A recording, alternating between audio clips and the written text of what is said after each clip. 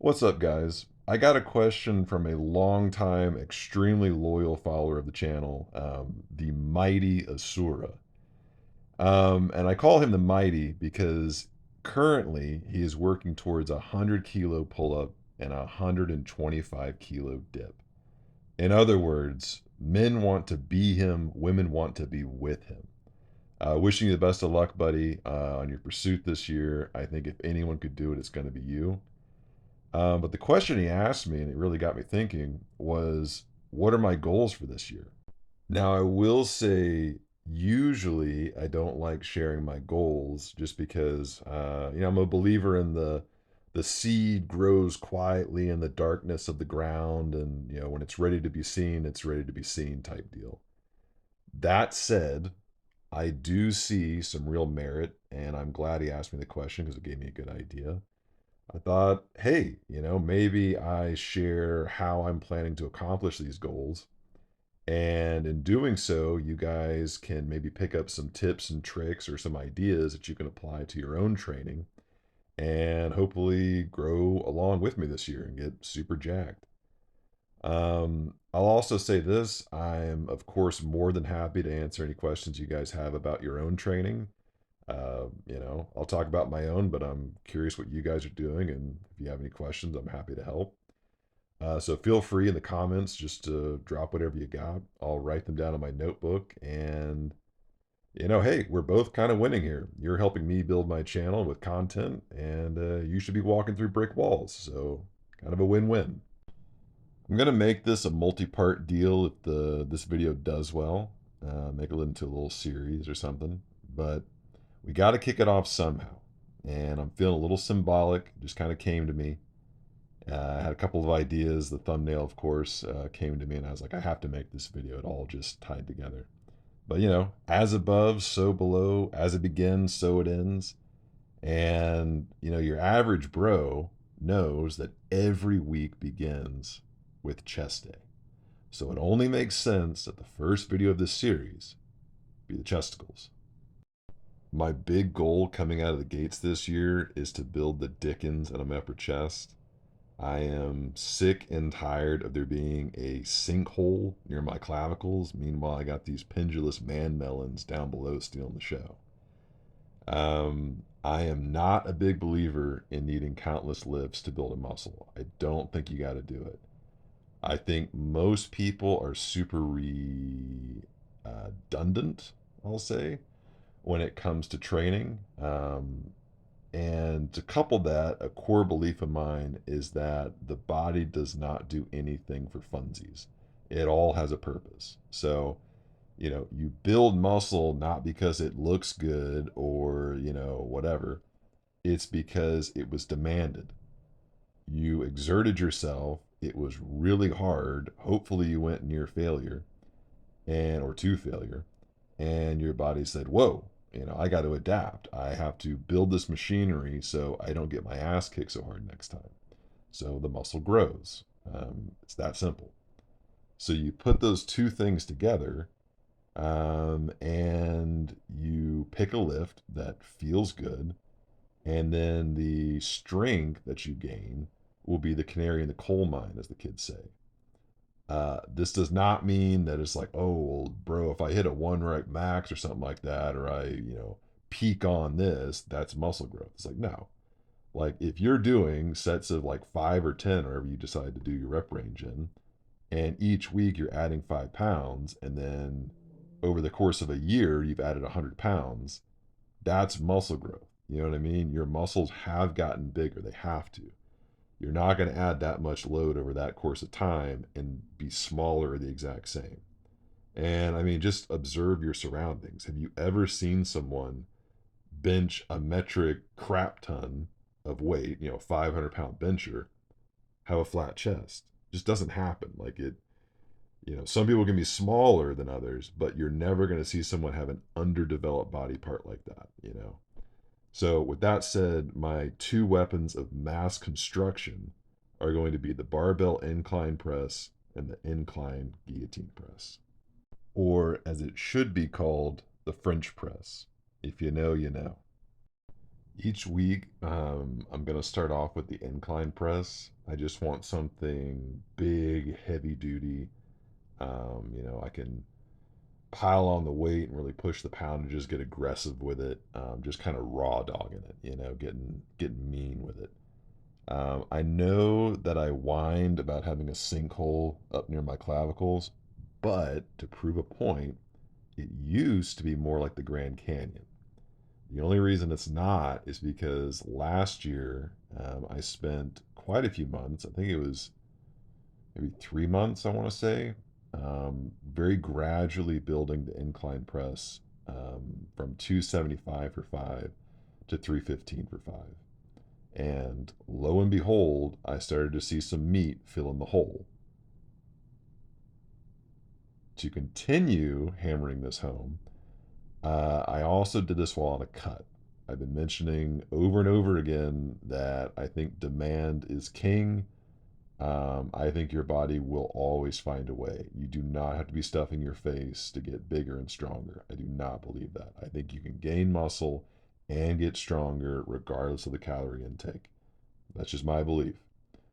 But to prove it, I started at 237 pounds and I ended weighing 227. So I lost 10 pounds and I gained what, 40 pounds on my bench, if I can do my math. Um, and how I did this was just low volume work, 2 to 3 sets per session, twice per week. I only hit incline once per week.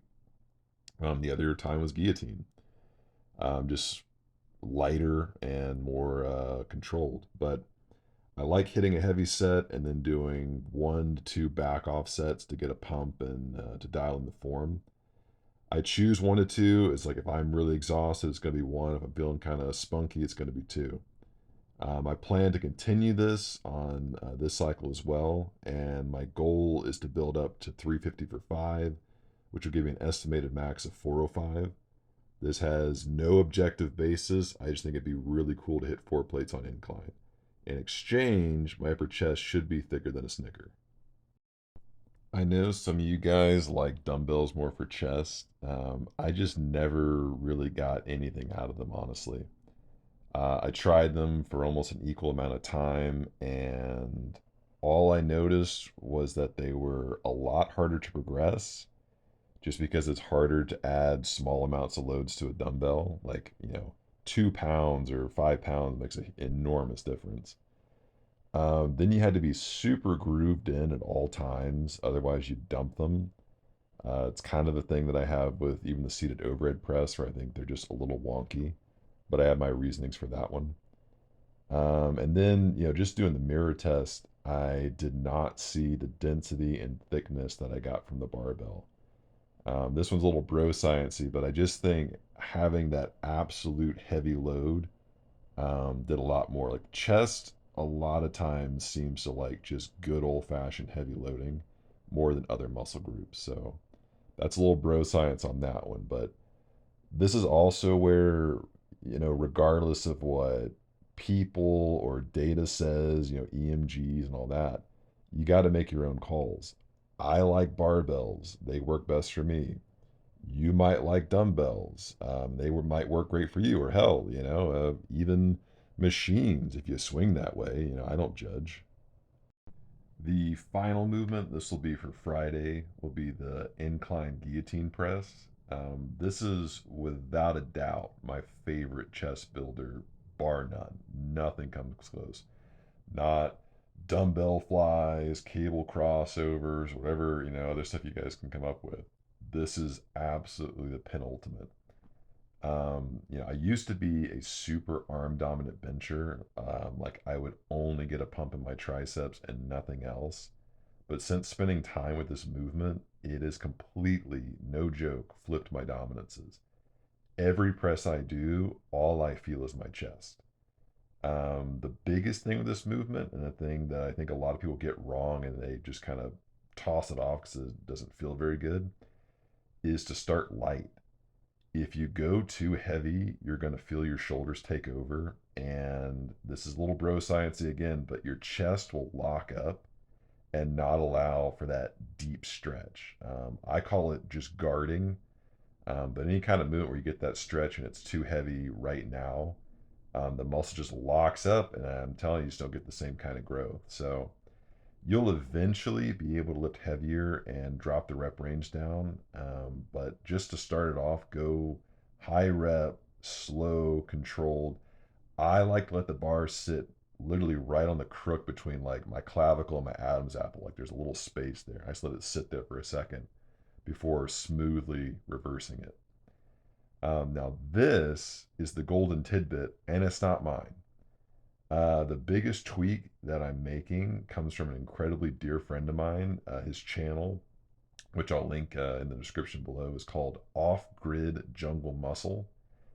Easily one of the smartest, most creative thinkers I have ever met. I owe so much to this guy. Also happens to be an absolute gigantopithecus, mythic levels of strength and size. Um, yeah, just can't say enough good things. Love you, big guy.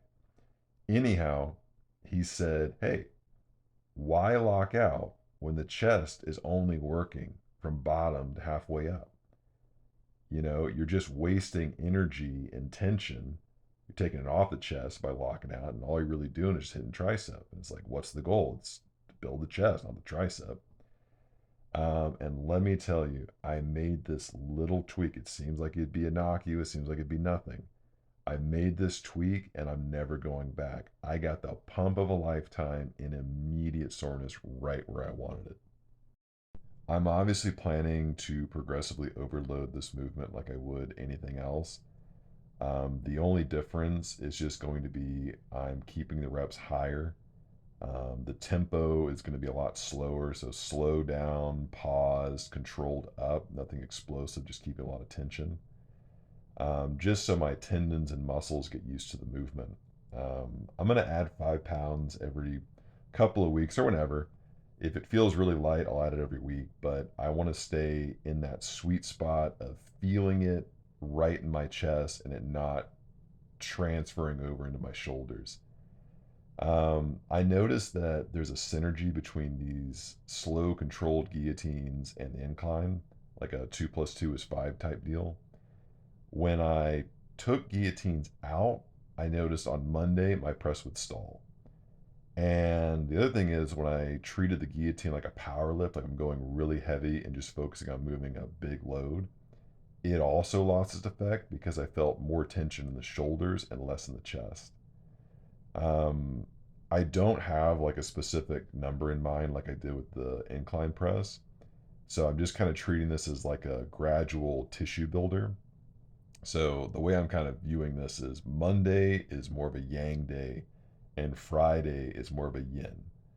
Um, and I'm only planning on doing 2 sets for guillotine since it is higher rep. I just noticed that higher reps and less sets go better together. Low reps, high sets seem to work well as well.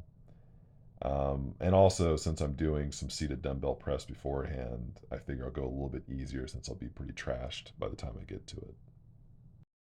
One last thing is I plan to do heavy supports after I finish my incline pressing. And all that just means is that I'm holding a weight that's far heavier than my max for like 5 to 10 seconds. I'm just going to work up to a max on that and then call it.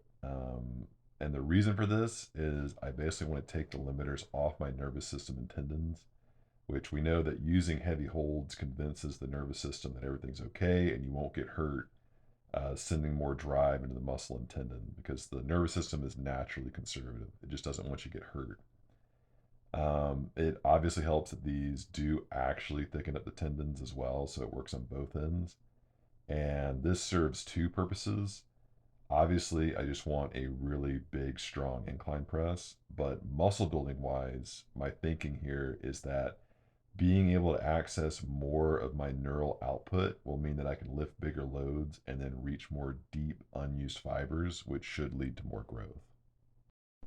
That about wraps it up. Build up incline and guillotine, couple sets per session. Use overloads to eventually access dormant fibers and use strength to gauge size gains. as well as viewership gains. I sincerely hope you guys enjoyed. If you stuck around to the end, you're a real one. And the secret message is drink your Ovaltine. That said, my offer still stands. Write down in the comments questions you guys have, and I will happily get to them. Like I said, if this video does well, I'll finish up the series with stuff like back building, shoulders, neck training, forearms, etc. The whole shebang. Anyhow, over and out for now.